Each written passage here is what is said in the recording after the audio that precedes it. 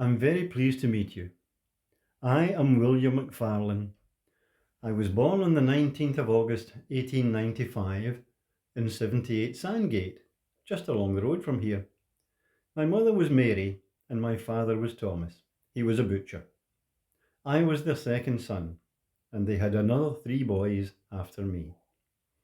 When I was still very young, we moved to a house in St Leonard's Road. My father's shop was in the Sandgate, and my big brother James and myself went to the Lady Jane Hamilton School in Charlotte Street, just round the corner from where you're standing. When the new school year began in 1901, John and I moved to Alloway Public School. I went there until I was 14, and then I left.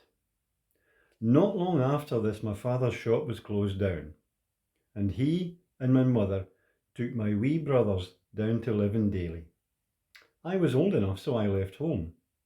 I got a job with my relatives Gilbert and Agnes on their farm near Strayton. But I didn't really fancy doing that forever. So when war was declared, I was keen to sign up. I went up to Glasgow and I joined the Highland Light Infantry, the 7th Battalion. I was really proud to wear the kilt, and like all the lads, I was excited. After recruitment and training, we were shipped off. Of course, we didn't know where we were going, but the weather became warmer and warmer. We realised we were in the Mediterranean. Finally, we disembarked, and what a shock it was to find out we were in Egypt. I saw camels, and I even saw the pyramids. Quite a change from Strayton. We trained hard there in the desert, but we had a lot of laughs too. It was one of the best times of my life, to be honest. We weren't daft, of course. We saw the wounded coming back, and we knew what we would have to do. As we expected, in July 1915, we sailed for the Dardanelles to fight the Turks at Gallipoli. Well, we went from heaven to hell. We landed on Cape Helles.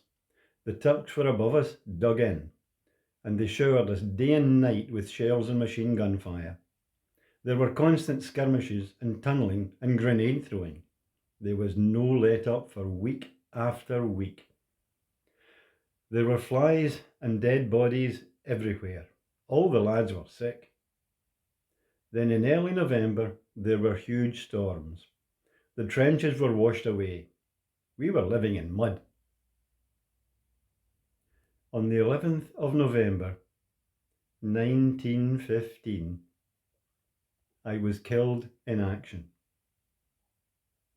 I was 20 years old. I am buried in Turkey, but my name is inscribed in the Alloway Primary School.